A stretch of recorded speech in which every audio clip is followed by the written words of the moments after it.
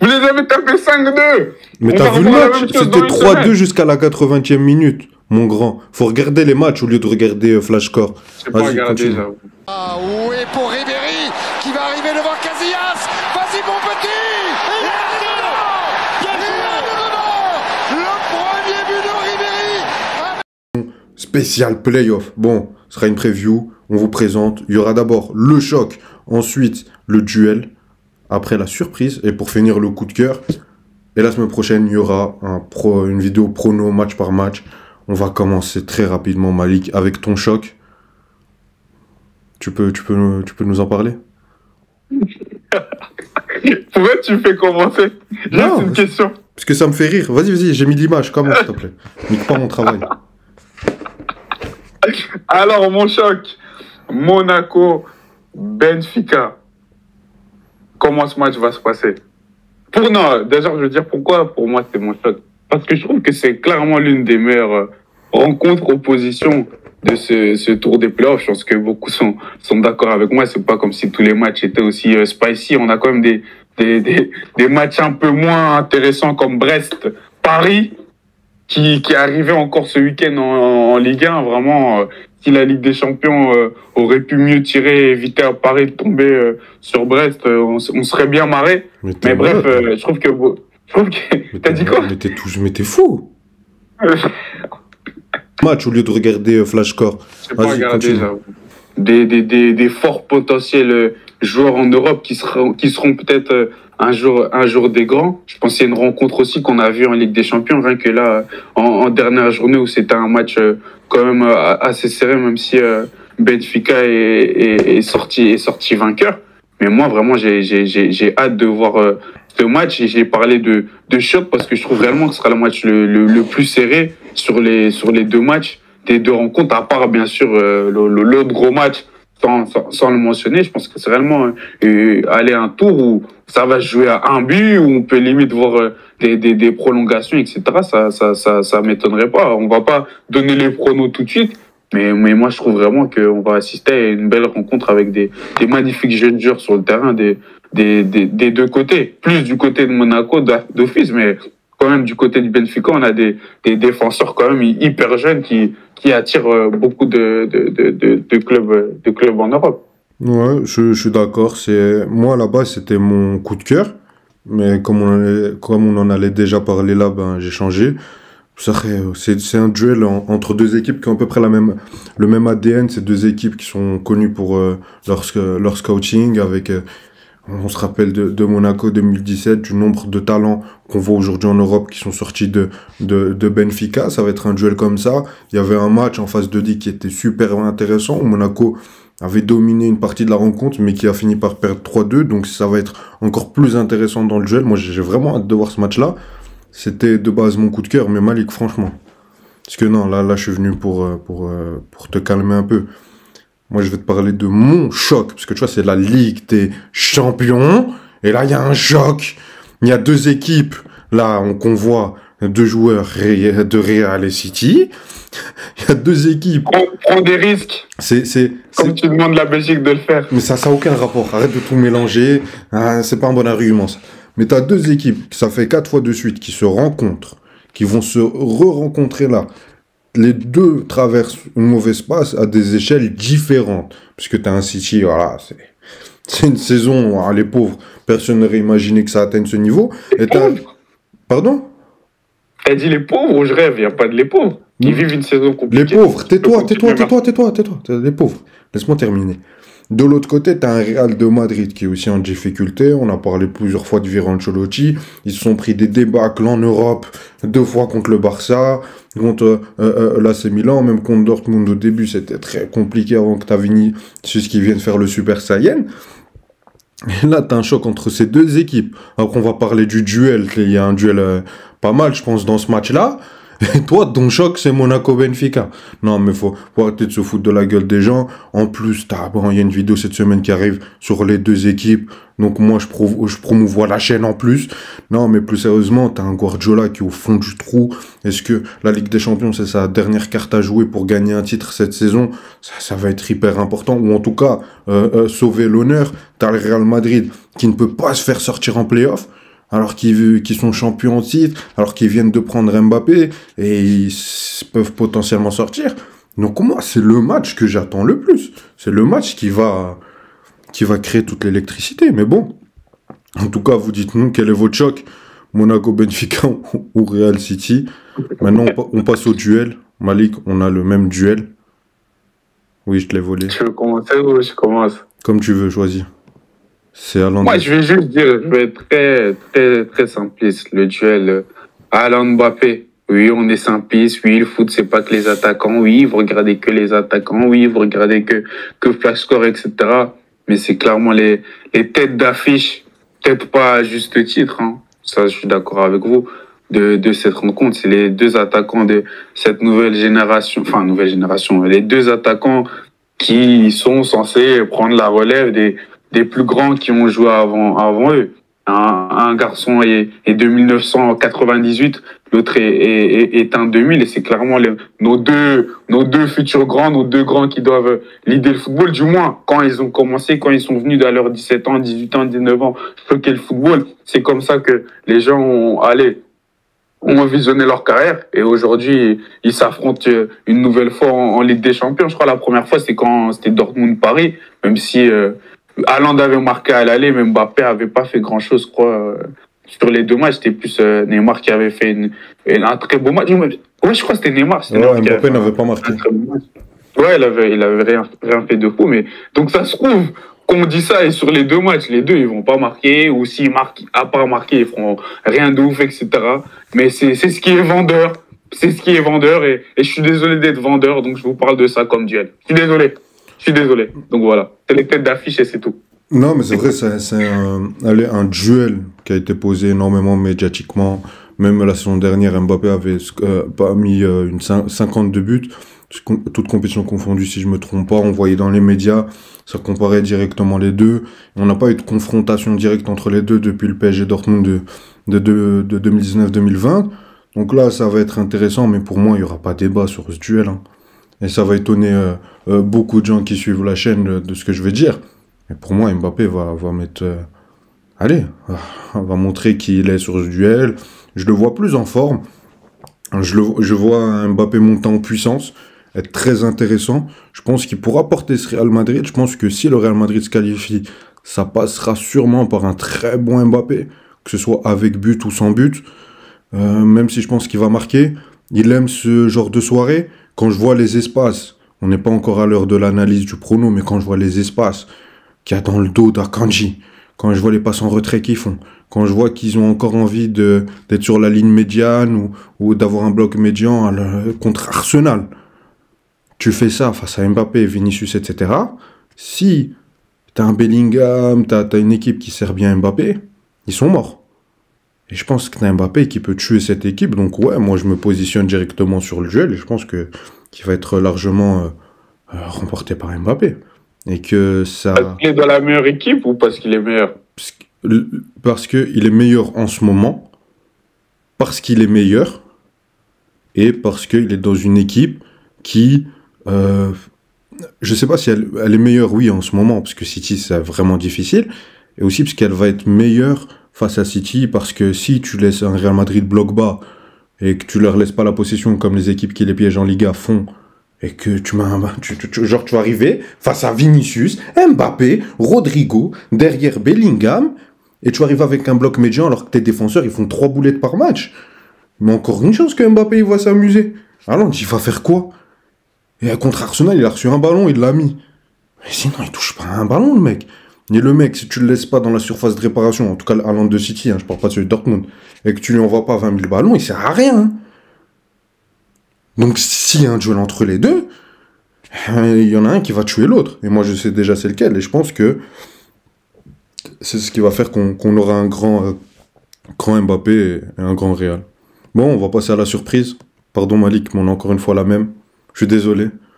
Ouais. Parce que en fait, après la vérité... Ouais, t'inquiète, continue, commence alors. Pour moi c'est la seule qui est possible. C'est PSV Juve.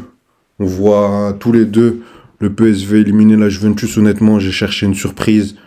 J'ai pas trouvé grand chose d'intéressant. Je vois pas Brest sortir le PSG. Ah, petit spoiler alerte. Et pour moi, que City élimine le Real ou que Real élimine le City, ce sera pas une surprise. Une surprise. Même PSV qui élimine la Juve, pour moi, ce serait pas une surprise. Ce serait une Arrête, Non, non, mais c'est vrai. Parce que déjà, quand tu regardes dans les classements, le PSV est devant la Juve, si je me trompe pas. Et on n'a plus ça, parce que c'est le championnat hollandais. Donc c'est un championnat qu'on regarde pas du tout. Alors que la Serie A, voilà, il y a quand même, ouais, ils sont devant, ils sont 14e, ils sont même devant le Paris Saint-Germain, alors que la Juventus est 20e. Mais moi, je vois une Juve de Thiago Motta qui se cherche encore, qui a encore des difficultés à être régulier, qui a fait 1-1 face à Bruges, qui peut perdre des matchs bêtement, qui ne concrétise pas beaucoup ses occasions, il se repose énormément sur un Kenan Yildiz qui est en feu cette saison. Mais sinon, je vois pas encore une Juve, avec un tampon Thiago Motta, comme on le voyait avec Bologne, ou comme on voyait à l'époque de la Juve d'Allegri ou de Conte. Je vois encore une équipe qui se cherche, qui est en train de se former, qui est en train de se créer, il y a eu beaucoup de transferts, donc on va attendre. Mais de l'autre côté, on a un PSV sur la direction sportive depuis quelques saisons, c'est bien en place. Là, je sais pas c'est qui l'entraîneur en place, mais moi, j'ai pas mal suivi quand c'était Ruud van Nistelrooy. Ah bah oui, maintenant c'est Peter Bosz, pardon. Peter Bosz, il poursuit le travail de son prédécesseur. C'est un 4-3-3, 4-2-3-1, assez haut. Ils ont pas mal de joueurs très intéressants qu'on a vu en Europe. Serginho Dest, Karsdorp. Au goal, ils ont Rafa Benitez de Nice. Moi, les joueurs que j'aime particulièrement, bon, il y a Saibari, parce que je suis marocain, moi aussi, parce que c'est un super joueur de foot, qui est beau à voir, qui a une créativité. On critique beaucoup ce football aujourd'hui en disant qu'il est mort. Il y a Saibari qui est en train de nous prouver le contraire. Il y a notre Bakayoko national. Donc non, moi je pense que c'est une équipe qui peut leur faire beaucoup de mal, qui va arriver sans complexe, qui va savoir les malmener, bien jouer sur les ailes. Et mais je pense quand même que ce sera serré. Je pense qu'ils vont se qualifier avec un match nul et une victoire très serrée. Mais voilà, je pense qu'ils vont tout de même se qualifier. Je vais juste vérifier s'ils reçoivent à l'aller ou au retour. Ouais, ils reçoivent au retour en plus. Donc pour moi, c'est ce qui fait que ce sera la surprise. Désolé Malik, je te vole ta surprise. En plus, je suis très long. Non, t'inquiète. Mais ouais, mais un truc faut mentionner aussi, c'est que ces deux équipes, elles sont déjà affrontées. C'était plus au début de la compétition et c'était l'une des premières victoires convaincantes, on va dire, de la Juve sous leur Thiago Motta. Et franchement, c'était quand même une domination dans ce match. Le PSV, après avoir encaissé, avait quand même donné un peu de difficulté à la Juve, mais sur les 90 minutes, la Juve a vraiment dominé le match. Mais moi, pour quelqu'un qui suit quand même assez la Serie A, je dirais, cette Juve, comme tu l'as dit, elle se cherche beaucoup et j'aime bien déranger mes potes, surtout un fan de la Juve, en disant que vous avez laissé Allegri partir. Allegri, un coach qu'Ayoub a beaucoup critiqué pour son style de jeu, etc. Mais pour le grand Thiago Motta qui va moderniser les choses, qui va amener des trucs de fou offensivement, etc. Mais tout ce que je vois personnellement, c'est le nul ball. C'est le nul ball parce que, ok, la Juve rate des occasions par match, etc. Mais c'est pas comme si elle s'en crée non plus 25 par match aussi, hein, les gars, si vous regardez les matchs. Après, je dis ça, mais je vous avoue que la surprise, j'avais donné à Ayoub il y a quand même une semaine et demie, je crois. Et le fait qu'ils ont gagné ce week-end contre Empoli avec un Kolo Muani qui prend ses marques, vu que même contre Naples, il avait bien joué, Kolo Muani, etc. Je vous avoue, ça me fait de plus en plus douter que je me dis justement, c'est les rencontres pour bien lancer le projet, avoir leur petite victoire référence, même si, comme tu l'as dit, ils sont quand même assez favoris, la Juve, et que ça ne doit pas être une surprise s'ils éliminent le PSG. Mais voilà, c'est la Ligue des Champions, ça leur donne confiance, etc. Mais moi, je trouve que voilà, comme tu l'as expliqué, le PSV, il y a une continuité dans le projet, parce que je sais pas, c'était pas la saison passée, c'était la saison d'avant. Ils avaient déjà gagné les Redivisie. Donc c'est une équipe avec beaucoup de joueurs qui étaient là quand le club a eu du succès. C'est pas leur première fois en Ligue des Champions. Oui, c'est leur première fois à jouer des phases où c'est sur 2 matchs, ils doivent essayer d'éliminer une équipe. Mais voilà, ils ont pris de plus en plus d'expérience en Ligue des Champions. La semaine passée, ils ont battu Liverpool. Oui, c'était l'équipe B et demi de Liverpool, mais c'est quand même une victoire contre Liverpool où Liverpool a mené dans le match. 2 fois même. Donc non, c'est une équipe qui a l'air d'avoir du caractère. Et je pense qu'ils se rappellent de leur défaite contre la Juve et que voilà, ils vont aller sans pression à l'Allianz Stadium et tout faire pour aller pour chercher la victoire ou le nul là-bas et tout faire pour gagner chez eux. Et c'est pas facile de gagner chez eux. Hein. Et surtout que c'était la Juve au début de saison, à un moment, ils enchaînaient tout. Ils étaient, tu sais, souvent quand l'entraîneur revient dès le début, c'est très très fort. Et après, ça stagne, tu vois, ça cherche un peu plus à être régulier chaque semaine. Et quand ils avaient gagné ce match, c'était une période où la Juve marchait très bien.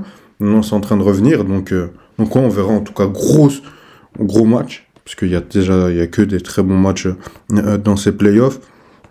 Maintenant, Malik, tu vas nous présenter ta surprise. Pas ta surprise, ton coup de cœur, qui est national, qui est belge. C'est... Moi, mon coup de cœur, c'est clairement le club de Bruges. Le club de Bruges, parce que pour nous, ici en Belgique, je pense pas que les Français font tant attention au club de Bruges que ça quand ils sont en Ligue des Champions, mais c'est carrément une équipe en Ligue des Champions sur les dernières années qui nous fait un peu vibrer, qui nous choque tous, etc. Parce qu'ils arrivent à chercher des bons résultats par-ci par-là contre des gros. Et plus d'une fois, au moins chaque fois, dans chaque comment on appelle ça? Chaque compétition d'Europa League qu'ils ont joué sur les dernières années, ils sont partis aller chercher une victoire ou un nul assez surprise contre un des gros dans leur groupe. Et là, ils ont l'opportunité pour la première fois, je pense, pas de leur histoire, parce que sûrement dans les années 80, etc., ils avaient une bonne équipe, le club de Bruges qui ont joué des coupes UEFA, etc.